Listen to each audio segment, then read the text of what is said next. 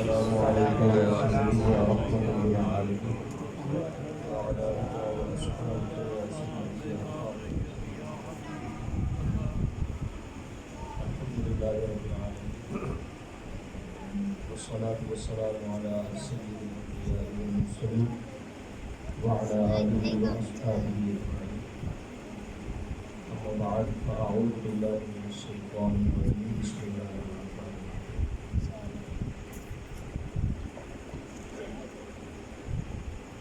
إنما يريد الله ليذهب عنكم الرجس أهل البيت ويطهركم تطهيرا. آمنت بالله صدق الله العظيم. وقال رسول الله صلى الله عليه وسلم الحسن والحسين سيدا شباب أهل الجنة أو كما قال عليه الصلاة والسلام. صدق رسول النبي الكريم ونحن على ذلك لمن الشاهدين والشاكرين والحمد لله رب العالمين. إن الله وملائكته يصلون على النبي يا أيها الذين آمنوا صلوا عليه وسلموا تسليما. صلى الله عليه وسلم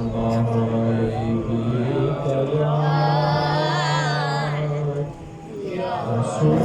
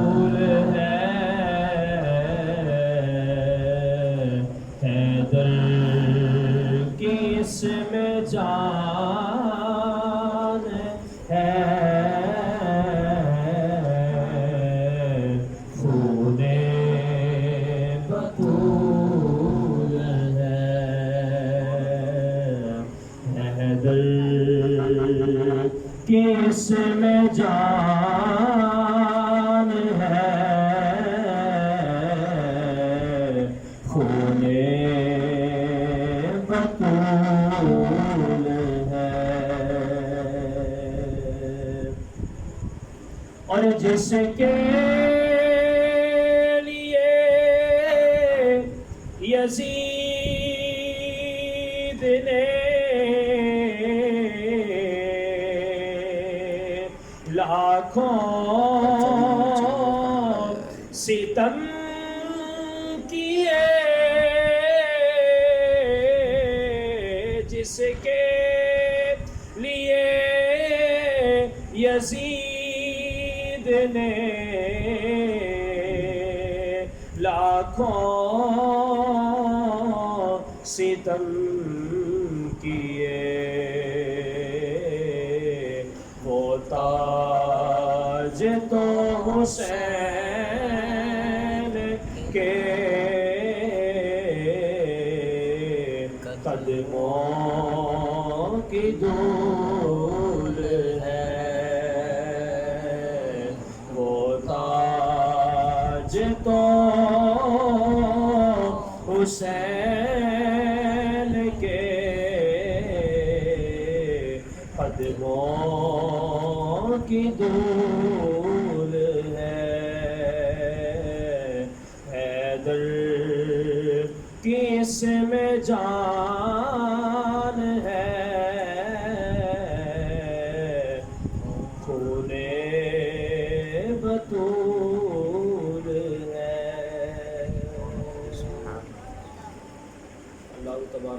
تعالیٰ جل جلالہ کی حمد و ثنا اور حضور سرور کائنات مفخر موجودات زینت بزم کائنات احمد مجتبیٰ جناب سیدنا محمد مصطفیٰ صلی اللہ علیہ وسلم آپ کی خدمت اقدس میں درود و سلام کا خراج پیش کرنے کے بعد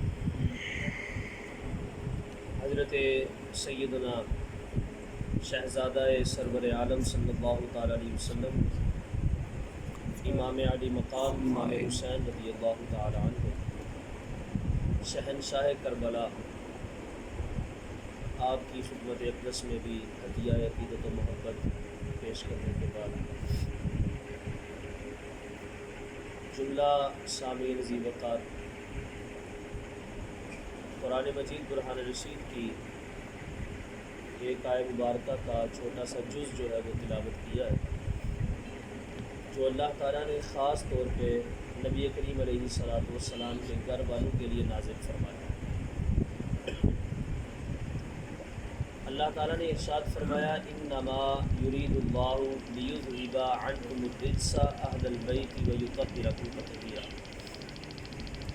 کہ اللہ رب العزت کی یہ چاہت ہے، یہ خواہش ہے اور خدا چاہتا ہے کہ وہ اہل بیت اطہار سے ہر قسم کی نجاست اور ہر قسم کی غلاظت کو دور فرما دے، وَيُطَهِّرَكُمْ تَطْهِيرًا، اور ان کو اس قدر پاک فرما دے کہ جس طرح پاک کرنے کا حق ہوتا ہے۔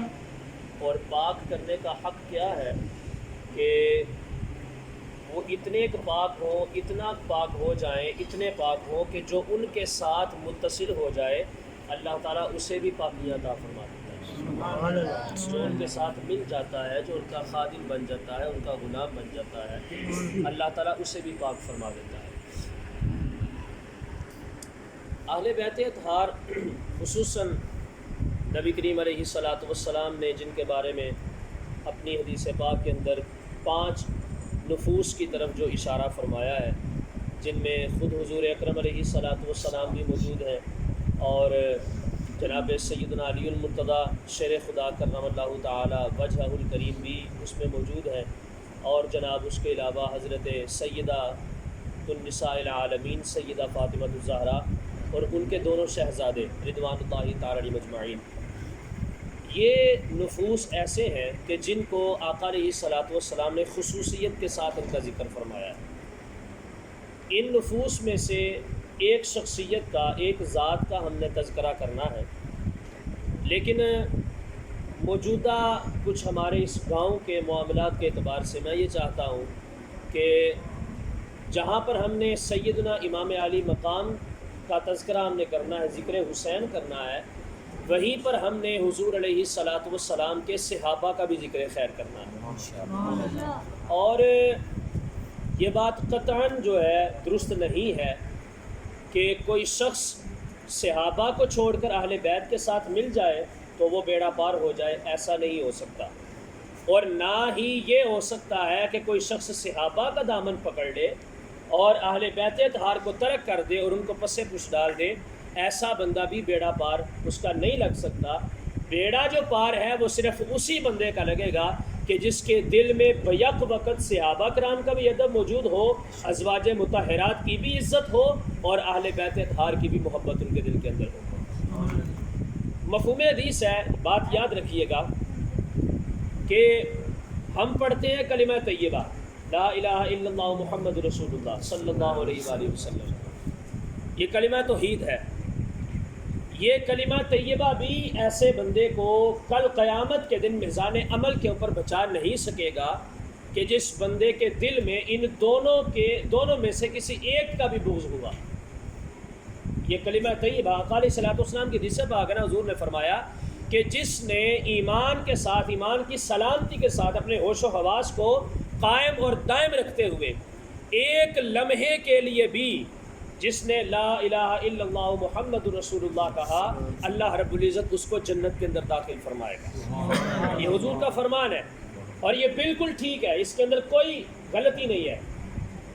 لیکن اس کے پس منظر کو جب سمجھتے ہیں تو آقا علیہ الصلوۃ والسلام نے فرمایا کہ ایمان و احتسابا، ایمان کی سلامتی کے ساتھ جو بندہ یہ کلمہ پڑھتا ہے اور اس کلمے کے اندر اللہ اور اللہ کے رسول علیہ الصلوۃ والسلام آتے ہیں، ان دونوں ذاتوں کے ساتھ متصل جو بھی تعلیمات ہیں، ان سب کی تعلیمات کے اوپر جو بندہ عمل کر کے پھر اس کلمے کو پڑھے گا تو ایسے بندے کو اللہ تعالیٰ جنت کے اندر داخل فرمائے گا۔ سبحان اللہ۔ تو جو بندہ حضور علیہ الصلوۃ والسلام کے وہ تعلقات کہ جن کو اللہ رب العزت خود بھی بیان فرماتا ہے، اللہ کے رسول بھی بیان فرماتے ہیں اور اجماع امت بھی ان کے اوپر ہے، ایسے لوگوں میں سے کسی ایک کا ترک کر کے اگر کوئی شخص حضور کے اہل بیت اطہار کے دامن کے ساتھ وابستہ ہو کے اس کلمے کی آڑ کے اندر آ کے اگر بچنا چاہے تو ایسا بندہ کبھی بھی قیامت کے دن خدا کے غضب سے بچ نہیں سکتا ہے۔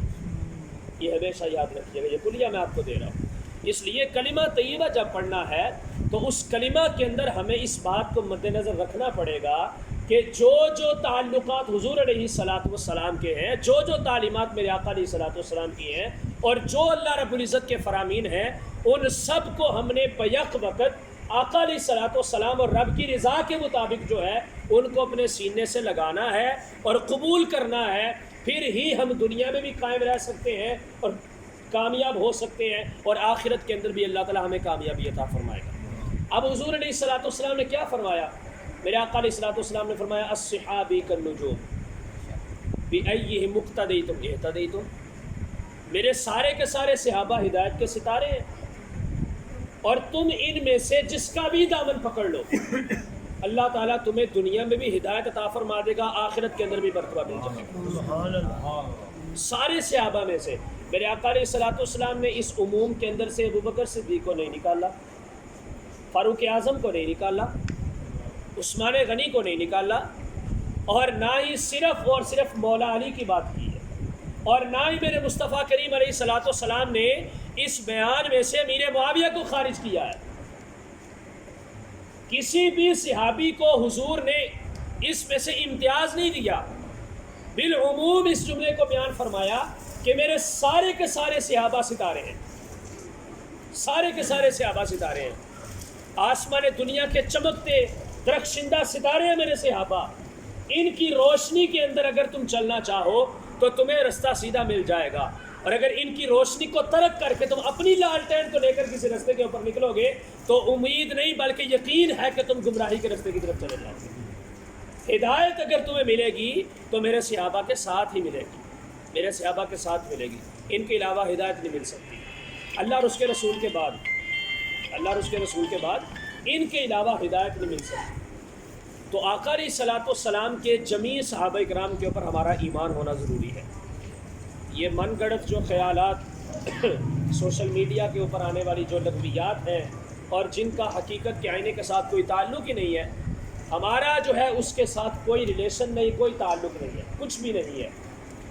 جناب سیدنا عثمان غنی رضی اللہ تعالیٰ عنہ کے شہادت کے موقع کے اوپر امیر معاویہ رضی اللہ تعالیٰ عنہ کو جب خارج کیا جاتا ہے اس معاملے سے کہ ان کے شہادت کے بدلے کے اعتبار سے جو فریقین کے درمیان جنگ ہوتی ہے اور ان کے آپس میں جو مراسم ہوتے ہیں، اس وجہ سے امیر معاویہ معاذ اللہ غلط ہیں۔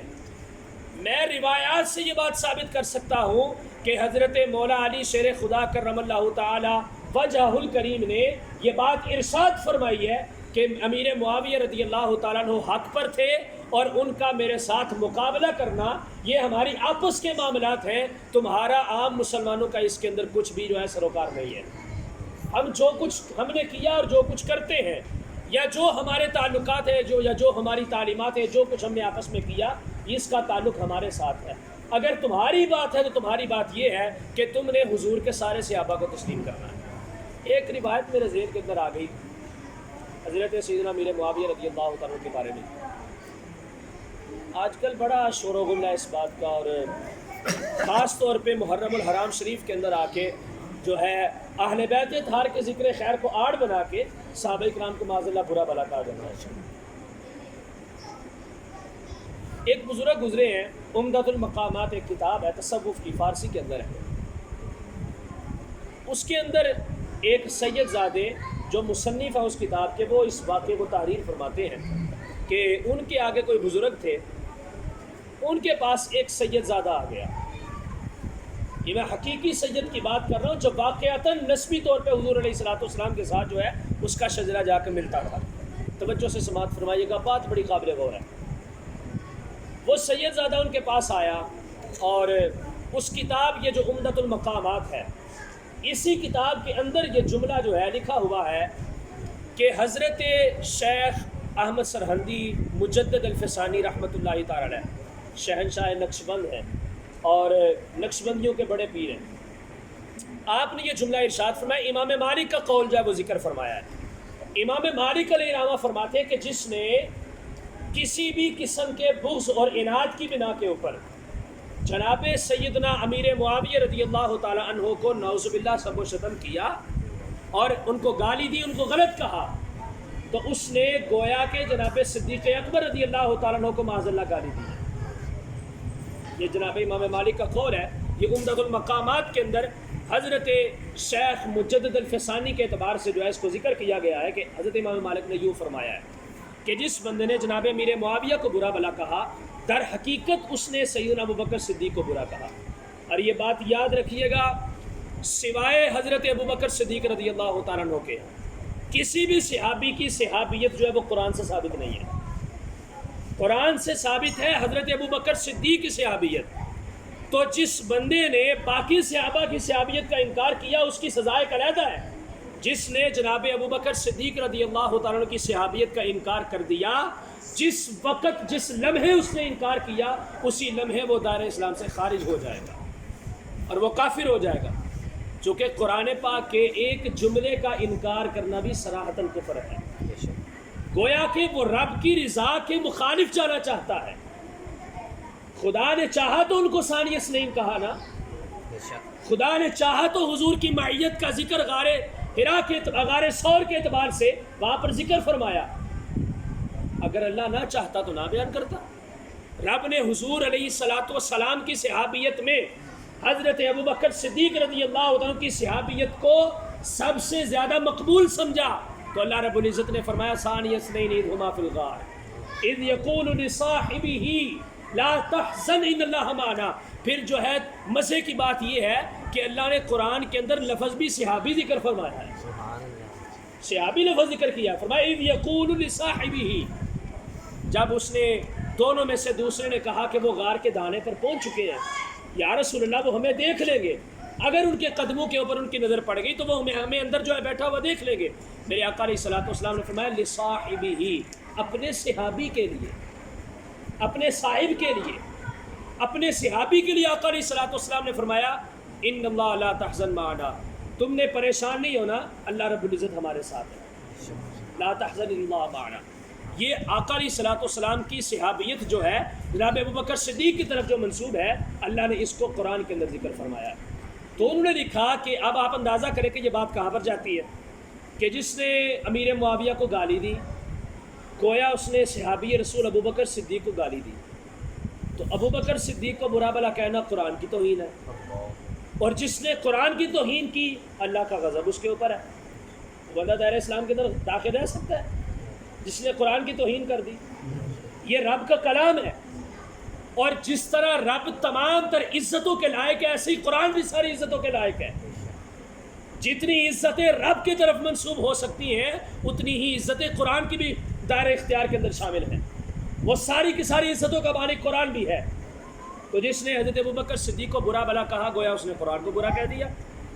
تو جس نے قرآن کو برا کہہ دیا اس کا ٹھکانہ دوزخ ہے، اور وہ حالت کفر کے اندر بڑھے گا اگر اس نے توبہ نہ کی اور دوبارہ اس نے جو ہے یہ تجدید دین اور تجدید عہد دین اگر نہ کیا.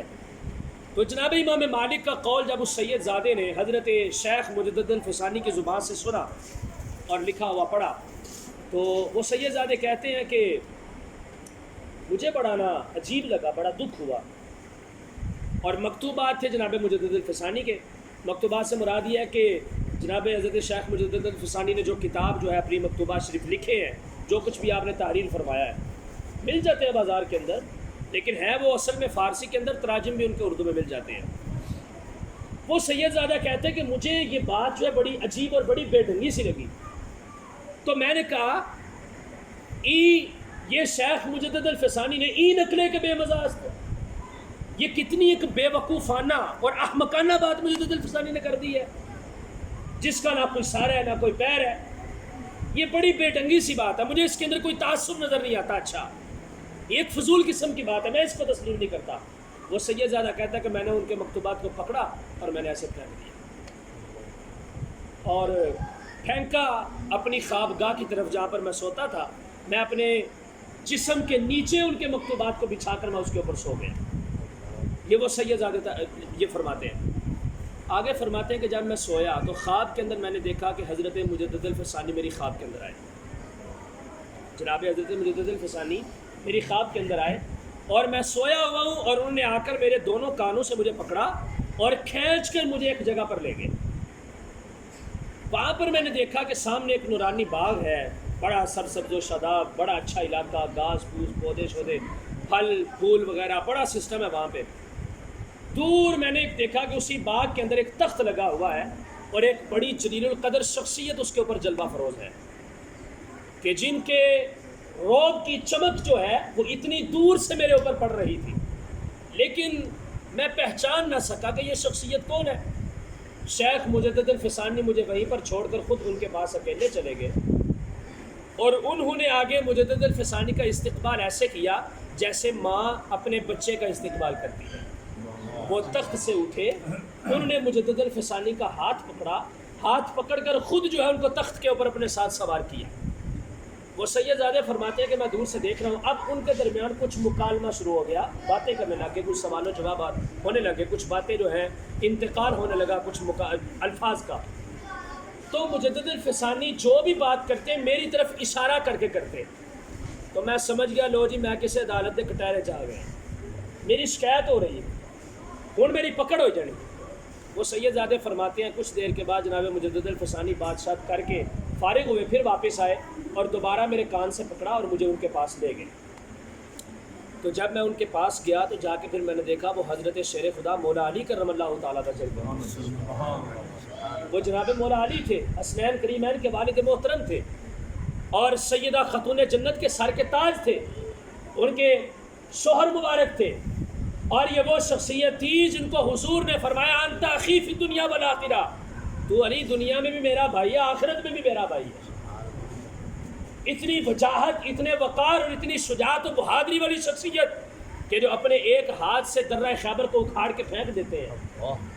آپ وہاں پر جلوہ فروز ہیں. میں ان کے پاس گیا، خدمت میں جا کے ان کے قدموں میں بیٹھ گیا تو انہوں نے مجھے ارشاد فرمایا کہ اے میرے نسبی بیٹے، چونکہ میں حقیقی سچا اور اصلی سید تھا، مراسیوں سید تو میں ہویا نہیں سا، اصلی سید تھا نا میں. تو انہوں نے مجھے کہا کہ اے میرے حقیقی بیٹے، امیر معاویہ رضی اللہ تعالیٰ عنہ کے بارے میں جو کچھ بھی باتیں ہیں ان کا تمہارے دل کے اندر ادب ہونا چاہیے، میری ان کے ساتھ کوئی مخالفت نہیں ہے. فارسی کے اندر یہ الفاظ ہے، اس وقت الفاظ جو ہے وہ میرے ذہن کے اندر نہیں ہے، آپ کے سامنے ترجمہ پیش کر رہا ہوں. فرمایا کہ ان کے ساتھ جو بھی اختلافی معاملات ہیں وہ میرے اور ان کے ہیں، مجھے ان سے کوئی اعتراض نہیں ہے، اور ان کی محبت جو ہے وہ تمہارے دل کے اندر موجود ہونی چاہیے. اور جو کچھ بھی اپنی کتاب کے اندر شیخ مجدد الفسانی نے تحریر کیا ہے یہ بات بالکل سچ ہے، اس کے اندر کوئی بھی جھوٹ کا ایک ذرا سا بھی شائبہ موجود نہیں ہے.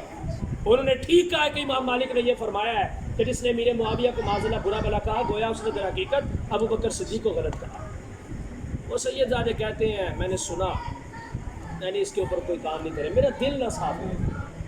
میرے ذہن میں وہی بات آ رہی تھی، جناب امیر معاویہ نے مولا علی کے مقابلے میں تلوار کیوں اٹھائی، ان کے ساتھ جنگ کیوں کی، 13,000 صحابہ کرام کو شہید کیوں کیا گیا اس جنگ کے اندر، جنگ جمل اور جنگ صفین کے اندر. میرے ذہن کے اندر وہی اختلاط تھا، وہی مغالطہ تھا، وہ نکل نہیں رہا تھا. اب وہ سید زادہ فرماتے ہیں کہ میں ان کی بارگاہ سے اٹھا اور جانے لگا تو حضرت مولا علی شیر خدا نے شیخ مجدد الفسانی سے فرمایا کہ اے مجدد الفسانی، ابھی بھی اس بندے کا دل صاف نہیں ہوا، ابھی بھی اس بندے کا دل جو ہے وہ صاف نہیں ہوا. تو میں آپ کو یہ آرڈر کرتا ہوں، میں یہ آپ کو حکم دیتا ہوں کہ اس کی گردن میں ایک زور سے مکہ لگائیں، ایک زور سے مکہ مارے کہ اس کے کل ٹھکانے آ جائے.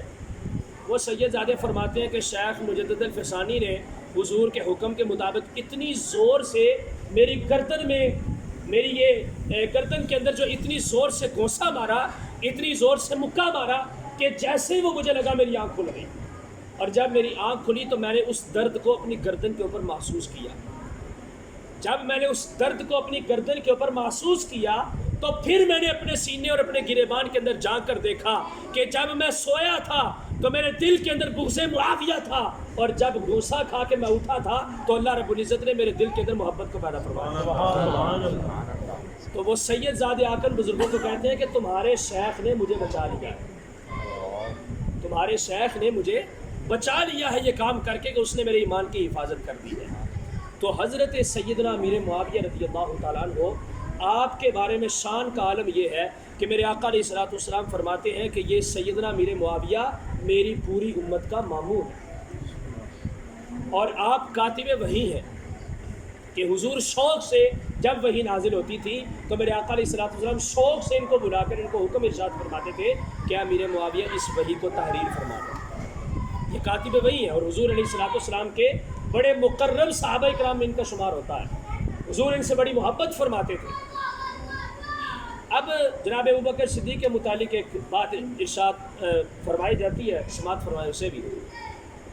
حضرت امام زین العابدین کے پاس ایک شخص آیا، یہ ان دنوں فیس بک کے اوپر، سوشل میڈیا کے اوپر، یہ ہمارے گاؤں والے جو مراسی ہیں، جو سید بنے بیٹھے ہیں، بہت ہی عجیب و غریب قسم کے معاملات، شاید آپ تک بھی یہ باتیں پہنچی ہوگی کہ انہوں نے جناب سیدنا امیر معاویہ کو نعوذ باللہ برا بھلا کہا، اور ایک ان کا وہ آصف رضا علوی ہے، حالت ان لوگوں کی یہ ہے کہ یہ مقابلہ کر نہیں سکتے، بات کر نہیں سکتے، اپنے اپنے چوہے کے بلوں کے اندر بیٹھ کر منہ کو پھاڑتے رہتے اور بکواس کرتے رہتے ہیں۔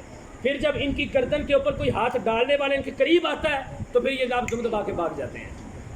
اب اس نے اگلے دن اسلام آباد کے اندر تقریر کرتے ہوئے نعوذ باللہ من ذالک صراحتاً حضرت سیدنا صدیق اکبر رضی اللہ تعالیٰ عنہ کو نعوذ باللہ کافر کہا، اور جب اس کے خلاف FIR وغیرہ درج ہوئی اور اس کی پکڑ دگڑ کا سلسلہ ہوا، اب وہ جا کے فرار ہو کے لندن بیٹھا ہوا ہے۔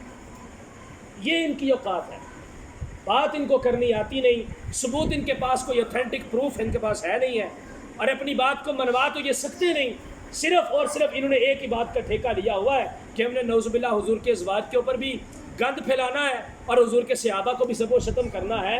وہ ذاتیں ایسی ہیں کہ جن کو رب نے حضور کی نسبت کی وجہ سے، قرآن کہتا ہے کہ ان کو پاک کر دیا ہے، تم جس قدر مرضی ان کے بارے میں کہتے پھرو، تمہاری باتوں سے نہ ان کی ذات کے اوپر کوئی فرق پڑتا ہے نہ ان کے شان کے اوپر کوئی فرق پڑتا ہے۔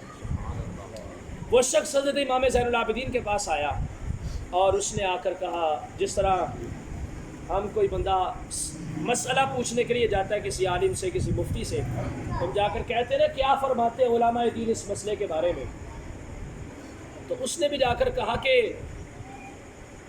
ابو بکر صدیق کیا ہے، ما تقول فی حق ابو بکر، فی حق ابی بکر، اس کے بارے میں آپ کیا کہتے ہیں؟ جناب امام زین العابدین، اب امام زین العابدین کون ہے؟ شہزادہ حسین علیہ الصلوۃ والسلام، اور امام حسین سیدہ فاطمہ الزہرا کے صاحبزادے ہیں۔ اب امام زین العابدین، میں بات کو آگے جا کے کھولوں گا کہ آپ نے اس کا آپریشن کیسے کیا۔ یہ امام زین العابدین ہوتے ہیں جناب سیدہ فاطمہ الزہرا کے، اور سیدہ طیبہ طاہرہ سلام اللہ علیہا کے اعتبار سے حضرت ابوبکر صدیق کے اوپر الزام لگانا کہ نعوذ باللہ انہوں نے جناب سیدہ کے حق کو غصب کر لیا تھا اور ان کو ان کا حق جو ہے وہ ادا نہیں کیا تھا، یہ ساری باتیں بے بنیاد ہیں، ان کا حقیقت کہنے کے ساتھ کوئی تعلق نہیں ہے۔ اس نے کہا کہ ابو بکر کے بارے میں آپ کیا کہتے ہیں؟ جناب امام زین العابدین نے فرمایا کہ تم ابو بکر کے بارے میں پوچھ رہے ہو یا ابو بکر صدیق کے بارے میں پوچھ رہے ہو؟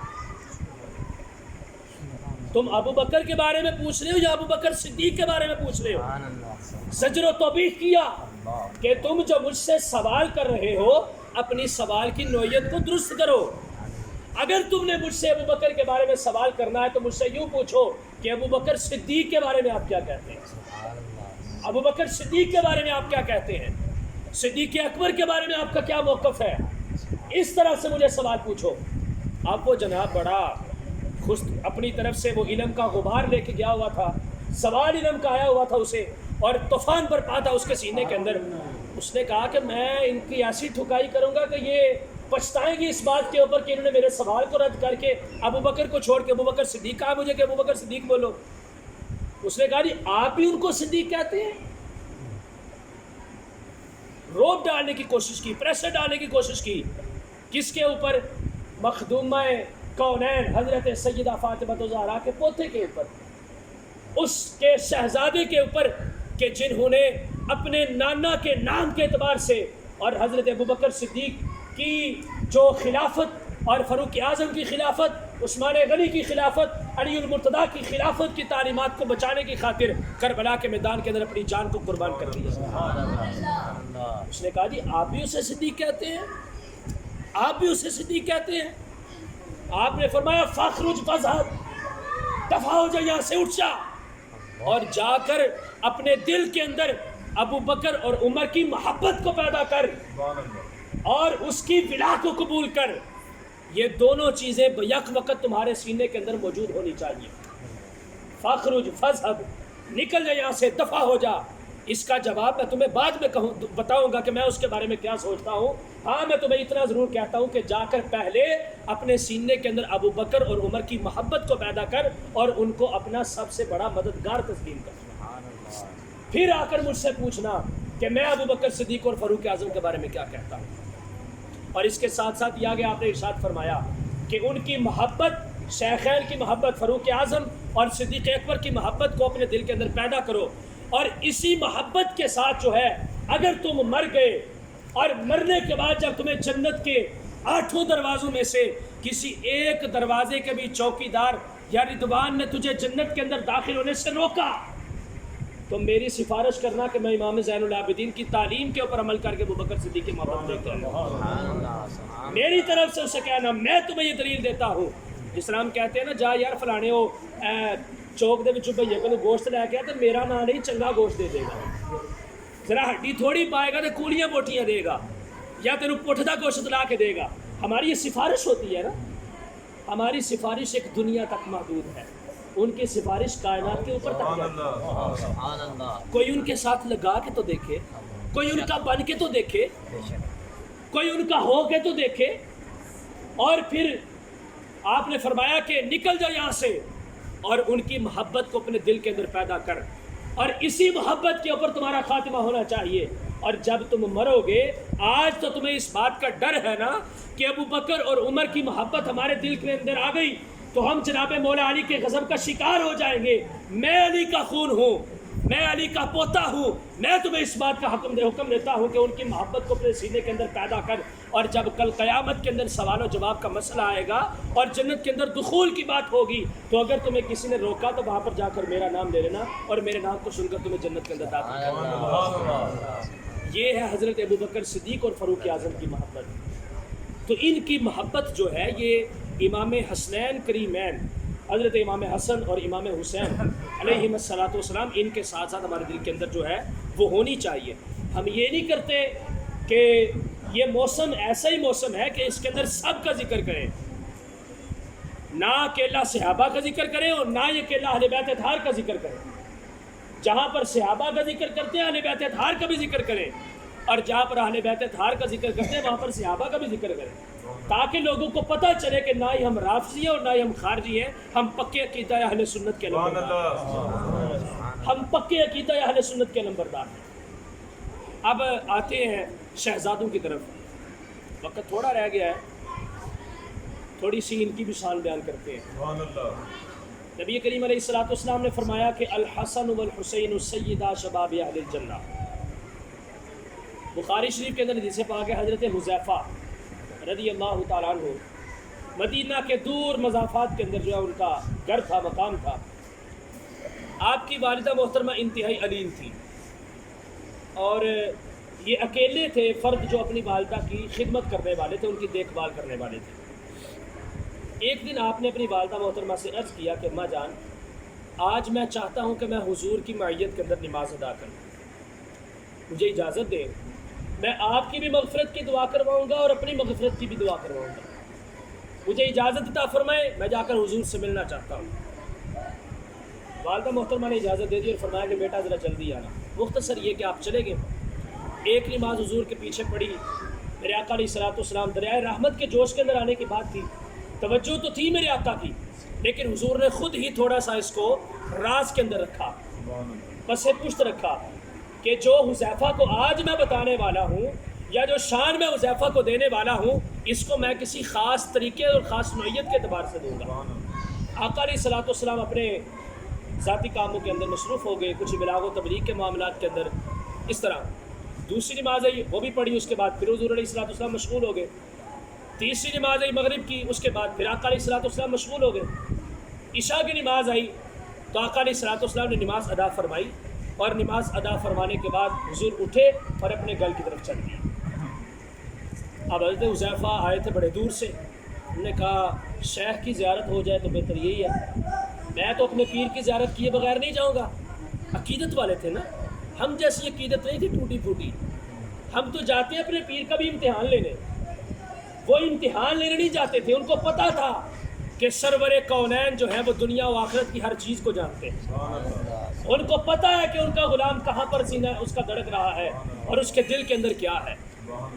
آپ نے حضور علیہ الصلوۃ والسلام نکل گئے، حذیفہ آپ بھی جو ہے وہ پیچھے پیچھے چلتے ہیں، تھوڑے سے دور گئے تو میرے آقا علیہ الصلوۃ والسلام نے پیچھے نہیں مڑ کے دیکھا، رات کا اندھیرا ہے، پیچھے مڑ کے نہیں دیکھا، آگے دیکھ رہے ہیں اور ساتھ ساتھ چل رہے ہیں۔ میرے آقا علیہ الصلوۃ والسلام نے فرمایا من انت حذیفہ، یہ میرے پیچھے کون ہے، کیا تو حذیفہ ہے؟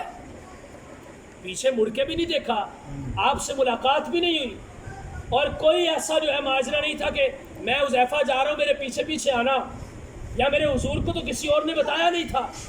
میرے آقا علیہ الصلوۃ والسلام کا فرمان ہے، حضور نے فرمایا میرے صحابہ جیسے میں آگے دیکھتا ہوں ویسے میں پیچھے بھی دیکھتا ہوں، مجھے زمین و آسمان اور اس کے اندر ما فیہا جو کچھ ہے میں ہر چیز کی خبر رکھتا ہوں، ہر چیز میرے سامنے بالکل آویزاں ہے، میں ہر چیز کا مشاہدہ کرتا ہوں۔ تو میرے آقا علیہ الصلوۃ والسلام کے علم غیب کا اندازہ لگائیں، حضور نے فرمایا من انت حذیفہ، ماں مرجع ان لوگوں کی جو کہتے ہیں ان کے حضور کو علم غیب نہیں ہے۔ میرے آقا علیہ الصلوۃ والسلام نے فرمایا من انت حذیفہ، کیا تو حذیفہ ہے؟ نعم یا رسول اللہ میں حذیفہ ہوں۔ آقا علیہ الصلوۃ والسلام نے فرمایا اچھا تو حذیفہ ہے، جا اللہ تیری بھی بخشش فرمائے اور تیری ماں کی بھی بخشش فرمائے، بتا دو ہے۔ نعرہ تکبیر، نعرہ رسالت، نعرہ رسالت، سیدی مرشدی یا نبی یا نبی۔ آپ نے فرمایا کہ اے حذیفہ اللہ تیری بھی مغفرت فرمائے اور تیری ماں کی بھی مغفرت فرمائے، اب بتا تو آیا کدھر ہے؟ وہ کیا کسی شاعر نے کہا نا جو کہہ سکا نہ لب سے، ملی وہ مراد بھی میرے سکوت پر بھی شہا کی نظر گئی، میرے سکوت پر بھی شہا کی نظر گئی، ابھی راز سینے کے اندر دفن ہے، التجا بھی زباں کے اوپر آنے کی اجازت طلب کر رہی ہے، اور حضور کی خدمت میں بھی استغاثہ اور درخواست پیش کرنی ہے۔ میرے آقا علیہ الصلوۃ والسلام نے فرمایا ہم تو وہ ہیں جو بن مانگے عطا کر دیتے ہیں۔ حضور نے فرمایا حذیفہ اللہ تیری بھی بخشش فرمائے، جب مجھے یہ پتا ہے کہ میرے پیچھے آ کون رہا ہے تو پھر مجھے یہ بھی پتا ہے کہ تیرے دل کے اندر طلب کیا ہے۔ اللہ تیری بھی بخشش فرمائے، تیری ماں کی بھی بخشش فرمائے، اب بتا تو آیا کدھر ہے؟ عرض کہ یا رسول اللہ جو مانگنے آیا تھا وہ تو بن مانگے مل گیا، مالک کونین ہیں، وہ پاس کچھ رکھتے نہیں، کل جہاں کی نعمتیں ہیں ان کے خالی ہاتھ۔ عرض کی یا رسول اللہ جو کہنا چاہتا تھا آپ نے تو کہنے کا موقع ہی نہیں دیا، حضور ابھی بات جو ہے وہ زباں پر آ رہی تھی، میرے تو حلق کے اندر اٹک گئی، آپ نے تو مجھے کہنے سے پہلے عطا فرما دیا اور میری بساط سے بڑھ کے مجھے دے دیا ہے۔ میرے آقا علیہ الصلوۃ والسلام نے فرمایا اچھا حذیفہ اب تمہاری مراد تو پوری ہو گئی، اب سنو پھر ایک اور بات میں تمہیں بتاتا ہوں۔ یا رسول اللہ کیا ہے؟ میرے آقا علیہ الصلوۃ والسلام نے فرمایا آج میرے پاس ایک فرشتہ آیا ہے، اور وہ فرشتہ آج سے پہلے کبھی دنیا پہ نہیں آیا اور نہ ہی آج کے بعد وہ کبھی قیامت تک دنیا پہ آئے گا۔ یا رسول اللہ کیا مطلب ہے؟ کہتا کیا ہے؟ میرے آقا علیہ الصلوۃ والسلام نے فرمایا ایک چیز ایک بات میرے پاس لے کے آیا۔ یا رسول اللہ کیا؟ آقا علیہ الصلوۃ والسلام نے فرمایا اس نے مجھے آ کر کہا کہ اے میرے پیارے نبی اللہ کی طرف سے یہ پیغام ہے اور سارے مومنین کو یہ سنا دے کہ اللہ رب العزت ارشاد فرماتا ہے کہ سیدہ فاطمہ الزہرا رضی اللہ تعالیٰ عنہ جنتی خواتین کی سردار ہیں، اور سیدنا امام حسن اور سیدنا امام حسین جنتی نوجوانوں کے سردار، کہ ان کو سرداری عطا فرمائی گئی، سرداری ان کو دی گئی۔ اب یہ ان کو سرداری دی کیوں گئی؟ سوال یہ پیدا ہوتا ہے نا، سرداری ان کو دی کیوں گئی؟ کیا وہ حضور کی اولاد ہے اس لیے؟ کیا وہ اہل بیت اطہار کے اندر شامل ہے اس لیے؟ اگر اہل بیت اطہار کے اندر شامل ہے، سادات کے اندر شامل ہے، تو ہم نے کئی سیدزادے ایسے دیکھے جن کا خاتمہ ایمان پہ نہیں ہے، وہ تو جنت میں نہیں گئے، اور نہ ہی ان کے بارے میں جنت کا اعلان ہے۔ پھر ان کے لیے جنت کی سرداری کیوں؟ اعلان بھی نہیں کہ یہ جنتی ہیں، بلکہ فرمایا کہ جنتی نوجوانوں کے سردار ہیں، اونچے اونچے تخت ہوں گے ان دونوں شہزادوں کے، اور پوری کائنات کے جوان ان کے قدموں کے اندر بیٹھے ہوں گے، اور ان کے پیروں کے بوسے لیتے ہوں گے۔ اتنی شان ان کو کیوں عطا کی گئی؟ جب یہ سوال ہمارے ذہن کے اندر اٹھتا ہے نا، پھر ہمیں اس کا جواب کربلا دیتی ہے۔ جب یہ سوال ہمارے دل کے اندر اٹھتا ہے تو پھر اس کا جواب ہمیں میدان کربلا دیتا ہے، کہ وہ انہوں نے اپنے 72 لاشیں جو ہے اس کربلا کے میدان کے اندر قربان کیے، 3 دن کی بھوک اور پیاس کو برداشت کیا، اور اپنوں کے سامنے سر کو نہیں جھکایا، بلکہ اپنے بچے بھی قربان کر دیے، اپنے بھائی بھی قربان کر دیے، سب کچھ قربان کیا، اور جب بات پھر بھی نہ بنی تو انہوں نے اپنا بھی سر جو ہے وہ تن سے جدا کروا دیا۔ اور پھر کیا کیا ہے؟ وہ جنت کے مالک جو نبی مکرم ہے نا، ان کے دین کے اوپر آنچ نہیں آنے دی، ان کے اسلام کے پرچم کو سرنگونی ہونے دیا، اس کو بلند رہنے دیا ہے۔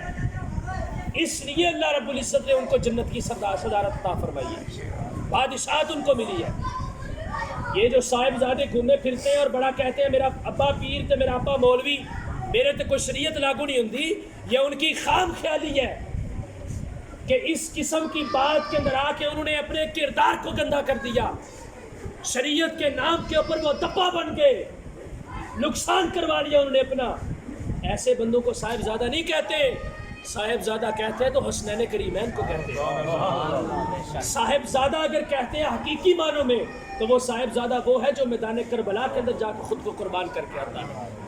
حقیقی صاحبزادہ وہ ہے کہ جس نے دین اسلام کی ایک بھی چیز کے اوپر آن نہیں آنے دی، اپنی جان قربان کر کے اپنے جسم کی ایک ایک بوند کو، خون کو بہا کر انہوں نے آقا علیہ الصلوۃ والسلام کے دین کی لاج کو رکھا۔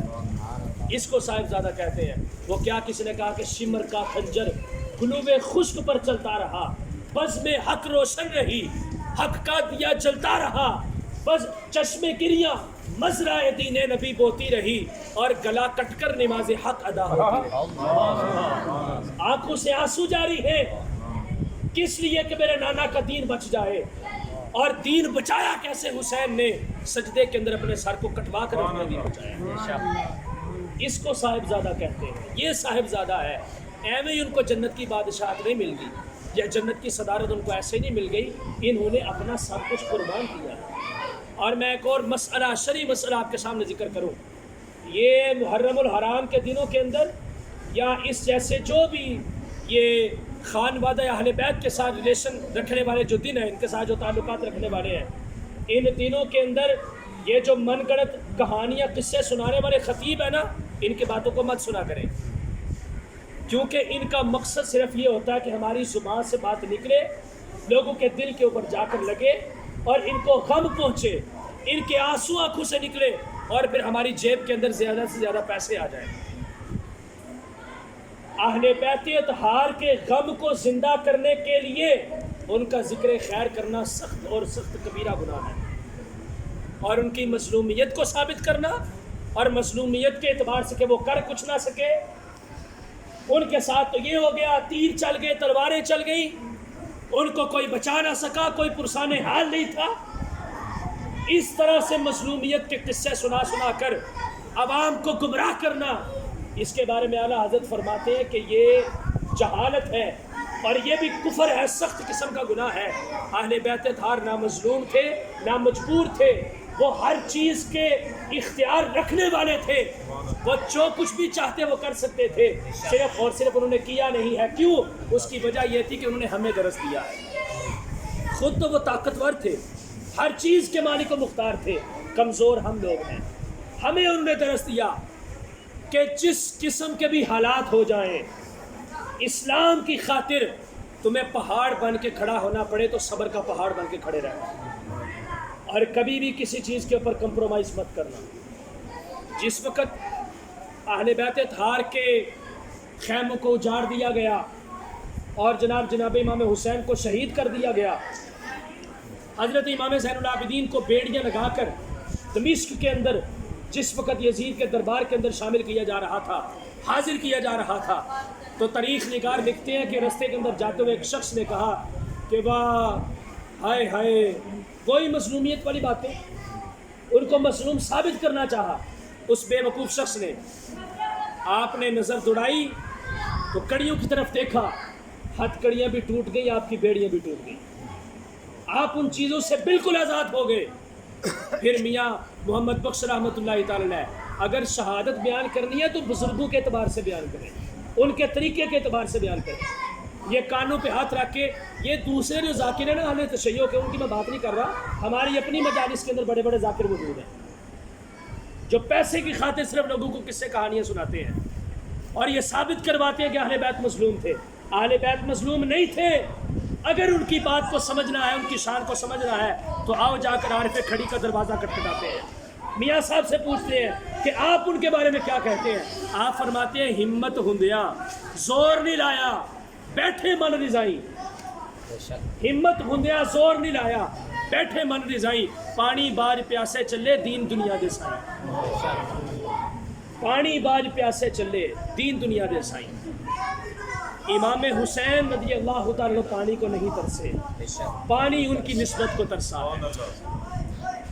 کربلا کے تپتے ہوئے صحرا کے اوپر امام حسین اس نبی کے شہزادے ہیں کہ جن کے بارے میں فرمان آتا ہے، حضور فرماتے ہیں مجھے میرا رب کھلاتا بھی ہے اور مجھے میرا رب پلاتا بھی ہے۔ ارے جنہوں نے حضور علیہ الصلوۃ والسلام کی وہ سچی اور پیاری زبان چوسی ہو، جنہوں نے حضور کے لبوں کے ساتھ اپنے لب مس کر کے حضور کی مٹھاس کو چکھا ہو، کیا ان کو کبھی کوئی پیاس ستا سکتی ہے؟ جنہوں نے حضور علیہ الصلوۃ والسلام کے دندان مبارک نورانی دندانوں سے کہ جن سے نور کی کرنیں نکلتی ہیں، ان سے جو قیمہ بنی ہوئی اور ان سے جو ایک شیرہ بنی ہوئی کھجور جو ہے گٹی کے طور پہ جنہوں نے اپنے خلق سے نیچے اتاری ہو، کیا ان کو کبھی کوئی بھوک پیاس ستا سکتی ہے؟ کیا وہ کبھی میدان کربلا کے اندر پریشان ہو سکتے ہیں؟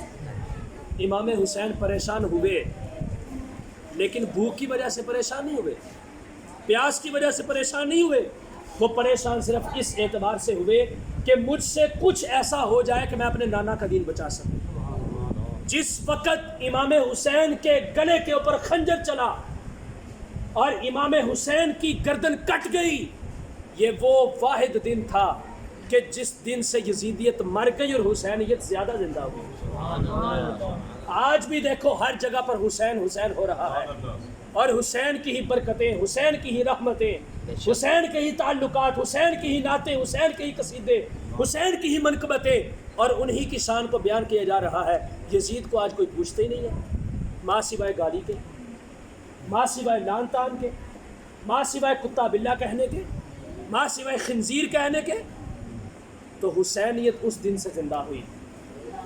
کربلا کا قصہ جو ہے وہ صرف اتنا سا قصہ ہے کہ اس دن یزیدیت ختم ہو گئی تھی، ظلم ختم ہو چکا تھا۔ امام حسین علیہ الصلوۃ والسلام کی گردن کے کٹنے سے ظلم ختم ہو چکا تھا، اور حسینیت مزید جو ہے اچھے طریقے سے آشکار ہو کر سامنے آ چکی ہے۔ میرے بھائیوں، میرے بزرگوں، اپنی گفتگو کو مکمل کر رہا ہوں۔ ہم نے بھی حسینیت کو زندہ کرنا ہے، اور یزیدیت کو ہم نے ترک کرنا ہے، ختم کرنا ہے۔ یہ جس طرح کے جادو یزیدیت کے چل گئے، ظلم ہمارے معاشرے کے اندر عام ہو گیا، حقوق کو غصب کرنا عام ہو گیا، بڑے چھوٹے کا امتیاز نہیں رہا، اہل ثروت کا کوئی جو ہے ان کی کوئی عزت باقی نہیں رہی، بوڑھوں کی پگڑی کو اچھالا جاتا ہے، حوا کی بیٹی کی عزت کو تار تار کیا جاتا ہے، یہ سارے ظلم یزیدیت کے ہیں۔ یزید کرتا کیا تھا؟ یزید تھا کون؟ یزید کیا تھا؟ کتوں کی لڑائی کرواتا تھا، بندروں کو نچوایا کرتا تھا، مرغوں کی لڑائی کرواتا تھا، زنا کو عام کرتا تھا، شراب نوشی کرتا تھا، جوا کھیلتا تھا، حرام خوری کا ایک بھی کام ایسا نہیں تھا جو اس نے ترک کیا ہو، ساری برائیاں اس کے اندر تھی۔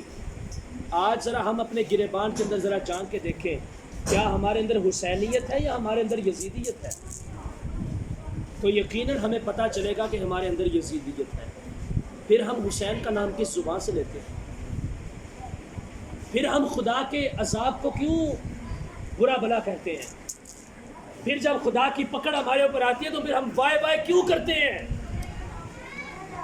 جس وقت رب یہ بات کہہ رہا تھا کہ میرے حسین کے طریقے کے اوپر چلو، حسین آج بھی نماز کو زندہ کر رہا ہے، سجدے کے اندر حسین نے اپنے سر کو کٹوایا ہے اور میری نماز کو بچایا ہے، کیا ہم نے اس نماز کی طرف توجہ کی؟ ہمارے کام ہی ختم نہیں ہوتے، ہماری مصروفیات ہی بہت زیادہ ہو چکی ہیں۔ وہ حضرت واصف علی واصف سے کسی نے پوچھا نا کہ نماز کی مقبولیت کی علامت کیا ہے، تو اس نے کہا کہ نماز کی مقبولیت کی علامت یہ ہے کہ جب ایک پڑھ لی نا تو ایک پڑھنے کے بعد جب دوسری کے لیے دل کے اندر شوق پیدا ہو جائے تو سمجھ لو پچھلی قبول ہو چکی ہے۔ ہم مجبوری کی نمازیں پڑھنے جاتے ہیں اور مساجد کے اوپر جا کر پھر ہماری ممبری ختم نہیں ہوتی، اور ہمارے امام صاحبان اور قاری صاحبان بھی ایسے ہیں کہ جناب نخری ختم نہیں ہوتے، کسی کو قریب نہیں آنے دینا، اور اگر کوئی قریب آ گیا تو اس کو جھاڑ کے پیچھے پھینک دینا۔ یہ حسینیت نہیں ہے، یہ یزیدیت ہے۔ حسینیت کیا ہے؟ میرے آقا علیہ الصلوۃ والسلام نے ہر کسی کو سینے سے لگایا، میرے آقا علیہ الصلوۃ والسلام نے اخلاق حسنہ کا درس دیا، حضور علیہ الصلوۃ والسلام نے پیار کو تقسیم کیا، اور یہی ساری چیزیں حسینیت کے اندر آتی ہیں۔ اور حسین وہ ایک شخصیت ہے کہ جس نے اپنی ساری زندگی کو جو گزارا اور جو قربانی دی آقا علیہ الصلوۃ والسلام کی اتباع اور ان کی فرما برداری کے مطابق دی۔ ابلاغ و تبلیغ کے اعتبار سے آپ نے اس دنیا کو خیر آباد کہا، افہام و تفہیم اور درس قرآن اور درس حدیث جو ہے، رب کا پیغام اور رب کے رسول کے پیغام جو ہے لوگوں تک پہنچاتے ہوئے جناب سیدنا امام حسین اس دنیا سے انتقال کر کے اللہ رب العزت کی بارگاہ میں حاضر ہوئے اور شہادت کے درجے کے اوپر فائز ہوئے ہیں۔ ہم نے بھی کوشش کرنی ہے کہ ہم بھی حسین بنیں، اور حسینیت کا ذکر صرف محرم میں نہیں کرنا، سارے دن حسین کے، سارے مہینے حسین کے، سارے گھنٹے حسین کے، سارے سال حسین کے، اور سارے زمانے حسین کے، ساری صدیاں حسین کی، ہر وقت حسین کا، ہر لمحہ حسین کا، ہر سیکنڈ جو ہے وہ امام حسین کا ہے۔ ہر لمحے امام حسین کو ذکر کو یاد رکھیں اور ان کی روح کو خراج تحسین پیش کریں کہ اگر کربلا کے میدان کے اندر امام حسین نے اپنی جان کا نذرانہ نہ پیش کیا ہوتا اور تو آج ہم بھی یزیدیت کے گھروں کے اندر پیدا ہوتے، اور ہماری زبان کے اوپر کلمہ تو ہوتا لیکن صرف برائے نام ہوتا، اور ہمارے دلوں کے اندر بھی بغض صدیق اکبر اور بغض صحابہ ہوتا، بغض ازواج مطہرات ہوتا۔ یہ ہم فخر کرتے ہیں اس بات کے اوپر، یہ ہماری شان ہے کہ اللہ رب العزت نے ہمیں اہل سنت کے گھروں کے اندر پیدا فرمایا ہے کہ ہم حضور کے ازواج کی بھی عزت کرتے ہیں، حضور کے صحابہ کا بھی احترام کرتے ہیں، اور حضور علیہ الصلوۃ والسلام کے اہل بیت کو بھی اپنے سر کا تاج سمجھتے ہیں، اور دعا کرتے ہیں کہ اللہ تعالیٰ ہمیں مرتے دم تک اسی کے اوپر ہمارا خاتمہ جو ہے وہ ایمان کے اوپر فرمائے۔ وآخر دعوانا الحمدللہ رب العالمین۔ اللہم صلی علی سیدنا محمد وعلی آل سیدنا مولانا محمد واصحاب سیدنا مولانا محمد وسلم علیہ۔ اللهم ربنا تقبل منا انك انت السميع العليم وتب علينا انك انت التواب الرحيم۔ باری تعالیٰ ہماری اس مجلس کو، ذکر خیر کو، ذکر اہل بیت اطہار کو اپنی بارگاہ میں قبول فرما۔ جو کچھ بھی سنا اللہ کریم ہمیں اس کے اوپر عمل کرنے کی توفیق عطا فرما۔ صحابہ کرام علیہم الرضوان کی محبت، ازواج مطہرات کی محبت، حضور کے اہل خاندان، اہل بیت اطہار اور جمیع حضور کے رفقاء کار کا پیار اور محبت اور ان کی عزت ہمارے دلوں کے اندر پیدا فرما۔ یا اللہ ہم اسی کے اوپر ہی اپنا خاتمہ چاہتے ہیں اور یہی ایمان کی ایک علامت ہے۔ اللہ کریم ہمیں اس کے اوپر استقامت نصیب فرما۔ باری تعالیٰ اس محفل کو تشکیل دینے والے جمیع متعلقین، متبصرین، جنہوں نے بھی معاونین، جن تعاون کیا اس محفل کے ساتھ لنگر شریف کے اندر یا جس طرح بھی اور اس مسجد کو روشن اور آباد کرنے کی کوشش کی، یا اللہ ان کو دن دگنی رات چگنی ترقی عطا فرما۔ اللہ کریم ہمیں حسینیت کو زندہ کرتے ہوئے آقا کریم علیہ الصلوۃ والسلام کی تعلیمات کے اوپر عمل کرنے کی توفیق عطا فرما۔ یا اللہ ہمارے اوپر اپنی رحمتوں کا نزول فرما، اپنا کرم عطا فرما، اپنی رحمت عطا فرما۔ یا اللہ تمام تر شہداء کربلا مزید ان کے درجات کو بلندیاں عطا فرما، اور جتنی بھی آقا علیہ الصلوۃ والسلام کی امت کے شہداء اس دار فانی سے چلے گئے اور شہادت کے جام کو نوش فرمایا، باری تعالیٰ شہداء کرب و بلا کا واسطہ ان کے بھی درجات کے اندر بلندیاں پیدا فرما۔ ربنا تقبل منا انک انت السمیع العلیم وتب علینا انک انت التواب الرحیم۔ صلی اللہ تعالی علی رسولہ خیر خلقہ محمد وعلی آلہ واصحابہ اجمعین۔